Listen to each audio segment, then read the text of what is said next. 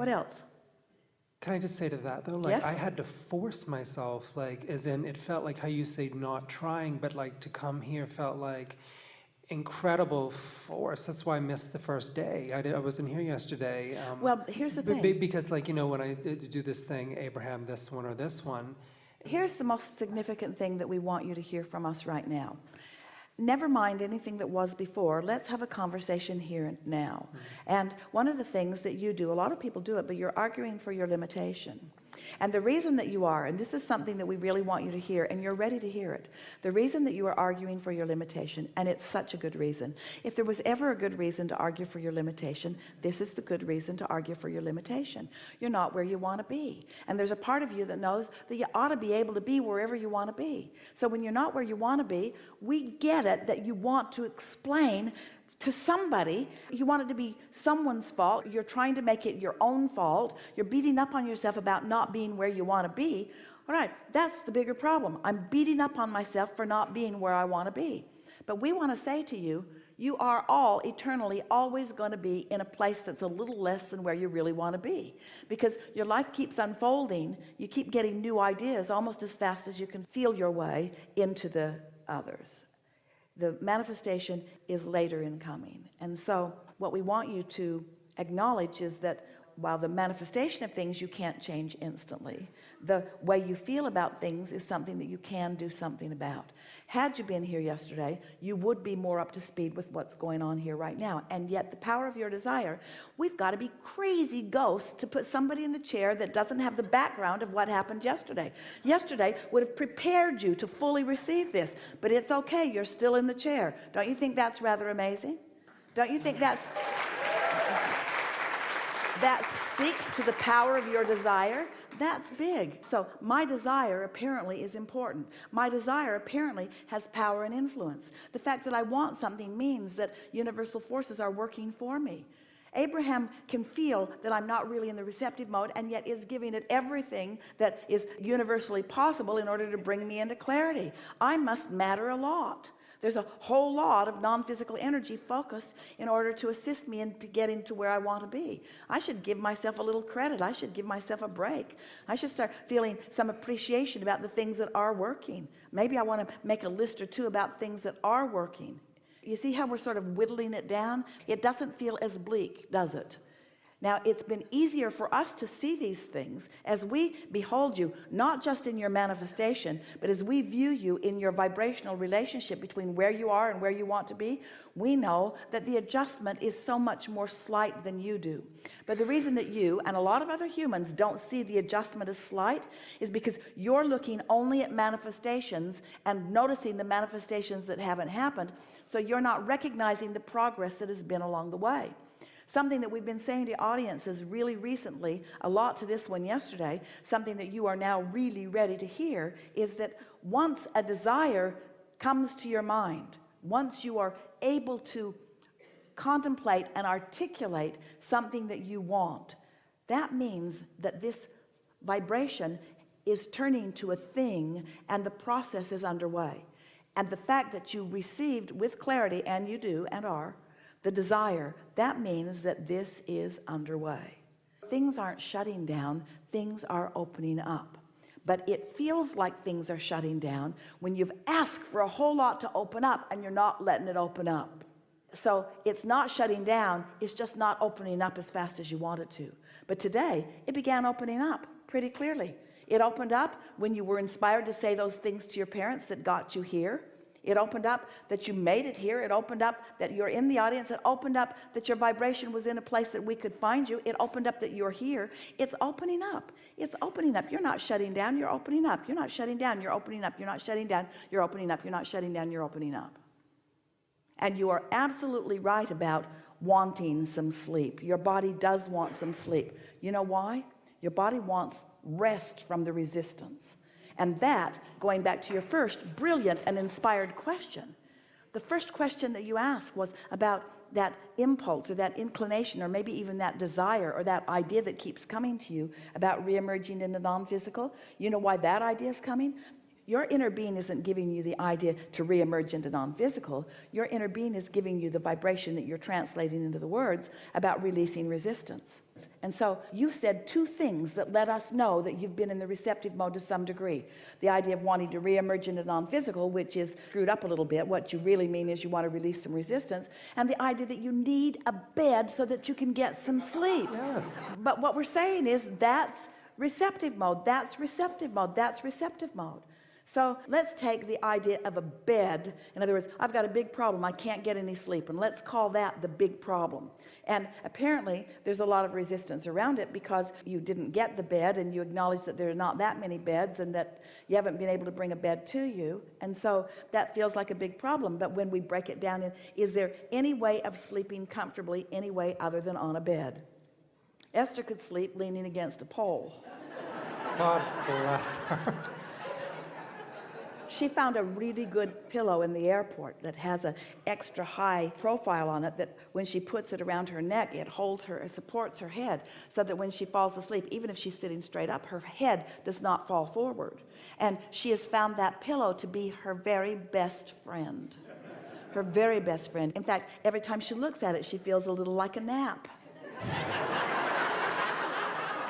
Because that pillow represents comfort to her. You see what we're getting at? So there are solutions that are available, and doesn't that sort of soften the feeling about it?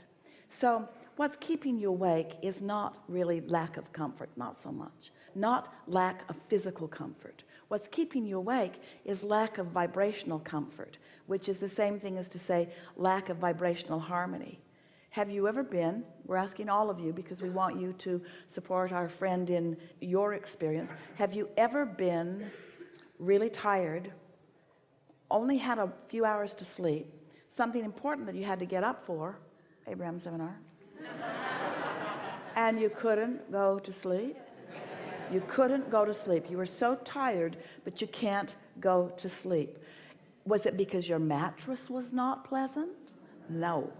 It was because there was an agitation. There's something wrong in the force. Yeah. You see what we're getting at? Can you feel it? Yeah. So you're looking for relief. You're just looking for relief. So now we've talked about this in a lot of ways. How can you find relief? What do you feel relief about? What is working? Find some relief. You've got to find a thought that gives you some relief.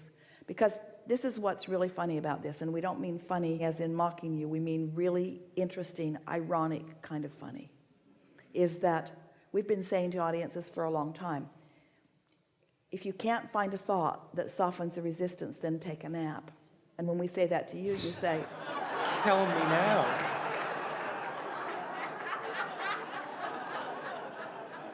Oh, it's not futile like you just concluded. So to you we would say, if you can't find relief, then take a walk. And then you say, well, my body's breaking down. No, it isn't. You can take a walk.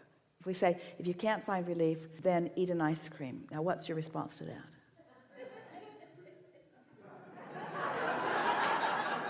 You want my response to that? Yes. Eat an ice cream? Yes. I'm lactose intolerant. Yeah. That's and can I just tell you really quickly though, like when there's that idea of, oh shit, I just want to get out of this, is because there's always something like that. Lactose intolerant, need to find shoes on the island, they don't sell extra wide, these got wet, now they've shrunk. It's like always a problem, so it's like, oh, screw it. Take your shoes off and walk in the sand. Bare feet, yeah. And make a nice, comfortable, perfectly contoured to your physical body in the sand, and take a nap in the sand. Or just lie in the sand. Sometimes you can say, if I really needed to sleep, I would be asleep. So I'm just going to lie here and rest. And here's something that will really help you. If you will put yourself in a comfortable position and acknowledge, well, this is as close to the receptive mode as I'm able to accomplish right now. And I'm just going to listen to see if I'm in the receptive mode. You will hear us whispering in your ear. In other words, we're projecting to you solutions all day, every day. And if you'll just relax a little bit and stop complaining about what isn't working. We mean that in the most loving way. If you will just relax a little bit and stop the dialogue about what isn't working, you will hear solutions about where you are coming to you. any of you, you understand that any time that you are in that problem mode, you can't find a solution. You've got to find some way of giving yourself a break from the problem so that the solutions can begin to flow. And it is our promise to you that that will happen, because we've never known anyone with a stronger intensity of desire. Your desire is so strong that it's serving you. But when you have strong desire, as you do, and strong resistance, that's what's making you tired. That's what's got you tense. That's what's keeping you from sleeping. That's what it is. And so you just got to feel around for subjects, any subject in the world that doesn't make you feel uptight. You got to get off the subjects that have been bothering you and on subjects that don't. We talked a lot yesterday, you didn't hear it, about the only thing that matters is the receptive mode, and it doesn't matter what subject you have to find in order to get into the receptive mode. There are those subjects and you can find them, and now you understand the formula. There's nothing wrong with you. You are not dying. This is not your way out. This is not your time. It is not your intention from solar source to reemerge at this time. The balance of the vibration that is you is not about that at all. You are seeking alignment, and you can find alignment without reemerging in the non-physical. But you're not going to find it all at once, and you're not going to find it on the subjects that have been stubborn, but you are going to find it if you care enough about finding it. So we just want to say to you, it's a lot of trouble to be born back into another physical body. It is. It's a lot of trouble. In other words, being born back, you got to learn to walk again. And I would have to come back. Oh yeah, you'll be back. Why? Oh, because this is where all the fun is. We know you don't know that, but this is where all the fun is. This is where all the fun is. This is where the fun is. You just got to find the right party. The right party. This is where the fun is. You just got to find the right party. To me, I feel it's in LA. Do you feel that from me? It's just understand, I'm talking about a little, and I know an island sounds wonderful. It's all over the place. Stop it. It's all over the place. It's not only there, but you can't find it quite yet. You're asking yourself to find something. We gave a really good analogy yesterday, maybe a little bit of it today, but hear this. This is the analogy that will best suit you of everything that we could say to you. You've got a contraption that has the potential of doing a lot of things for you. It has information in it. It'll tell you anything that you need, but it runs on batteries. But you, for whatever reason, have decided that on this island there aren't any batteries. So you don't put any batteries in it, but you just keep pushing the buttons. And it's so irritating that it's supposed to work, but it doesn't work. It doesn't work because it hasn't been empowered yet. It doesn't have the current flowing to it, and so it can't. And that's what's happening with you some of the time, enough of the time that you don't feel good. You got to get into the receptive mode.